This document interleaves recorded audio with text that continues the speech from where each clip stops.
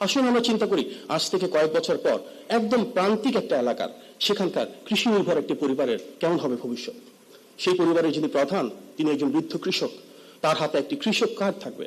সেই কৃষক কার্ডের মাধ্যমে তিনি নিশ্চিত করবেন যে সরকারি যে ভর্তুকি সরাসরি ওনার হাতে পৌঁছে যাচ্ছে।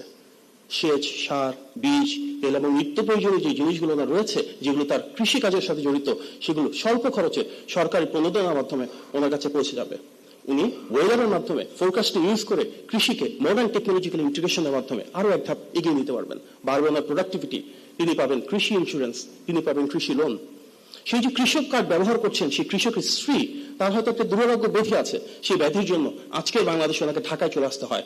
কিন্তু সেই নারীর কাছে যখন পৌঁছে যাবে ই হেলথ কার্ড, তার মাধ্যমে কিন্তু উনি সেখানে পাবলিক প্রাইভেট পার্টনারশিপের মাধ্যমে লোকাল এরিয়াতেই তার যদি কোনো দুরারোগ্য ব্যাধি থাকে সেটার ট্রিটমেন্ট পাবেন। বসুন্ধরা ডায়াপেন্ট এখন আরো উন্নত। এই হট এয়ার থ্রো টপশিট দ্রুত শোষণ করে সোনামণিকে দেয় কোমল অনুভূতি। গভর্নমেন্ট স্কিমের মাধ্যমে প্রাইভেট হসপিটাল থেকে বিনা খরচে সেই ট্রিটমেন্টটা আমাদের পরিকল্পনার ভিতরে রয়েছে, যা কার্যকর করা হবে ই হেলথ কার্ডের মাধ্যমে। সেই পরিবারে যদি 3 জন সন্তান থাকে, আমরা দেখতে পারি একজন সন্তান হয়তো একটা মসজিদে ইমাম সাহেব, তার জন্য থাকবে সম্মানী ভাতা। ওনার রেগুলার যে আর্নিংস আছে তার পাশাপাশি রাষ্ট্রীয় খরচে উনি একটি সম্মানী পাবেন।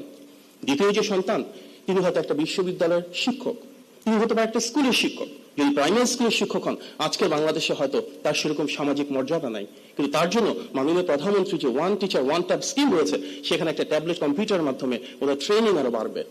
ইন্টারন্যাশনাল স্ট্যান্ডার্ডের উনি ট্রেনিং দিতে পারবেন, কারিকুলাম হয়ে যাবে ডিজিটাল, এবং তার মাধ্যমে আমরা নিশ্চিত করতে পারবো শুধুমাত্র ওনার মর্যাদা বাড়বে না, অর্থনৈতিকভাবে উনি আরো ক্ষমতায়িত হবেন।